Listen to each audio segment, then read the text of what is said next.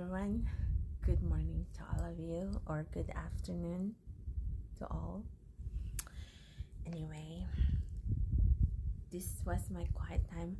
I would like to share it with you.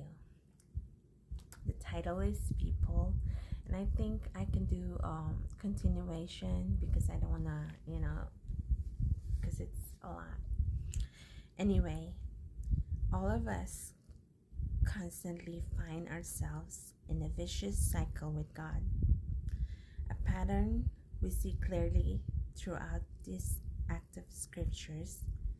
The stages are familiar. God initiates a relationship and blesses us. God calls us to honor Him, and we promise to serve and worship Him alone. Yet we soon drift into complacency.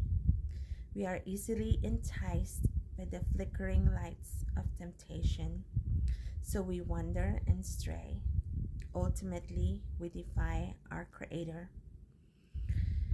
Falling into dark pits of sin with dreadful consequences, we hit rock bottom. We get fed up, we long for change, we cry out for mercy. God hears and restores. We promise to never leave Him again, but in a time, that cycle begins again. Yet, even when we are faithless, God remains faithful. The consequences of the revolt in Eden was that mankind eventually scattered across the earth, and as they spread far and wide, their sin followed them. Where they moved on, the fruit of their brokenness went with them.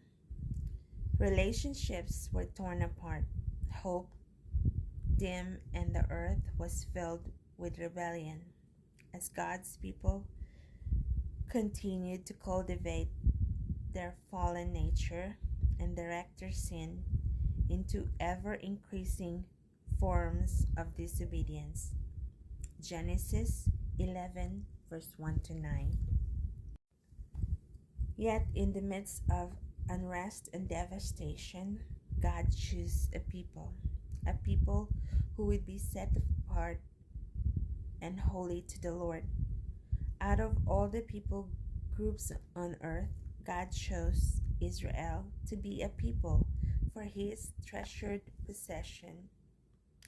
Deuteronomy 7, verse 6, God chose Abram to be ancestor and leader of these people, promising to make him a great nation, and ultimately all people of the world would be blessed through him.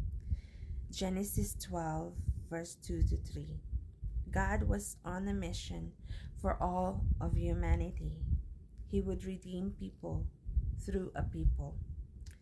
God's plan was to bless, prosper, and guide His people as a demonstration of His goodness in a self-destructing world where people worshipped everything but the one true God. But God's chosen people were incessantly rebellious, constantly doing things their own way. However, God's mission never changed. God was not caught off guard by humanity's decision because He is sovereign, ruling over all things, and omniscient, knowing all things. God had already factored humanity's revolt into the equation. God ordained a rescue mission to restore fallen people to His original intention for their lives. Through one mission had stalled humankind's opportunities to purely reflect God's glory.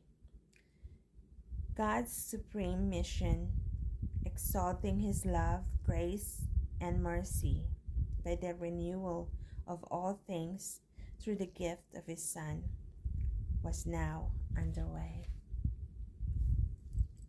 Continuation. Thanks for listening and watching. Have a great day, you guys.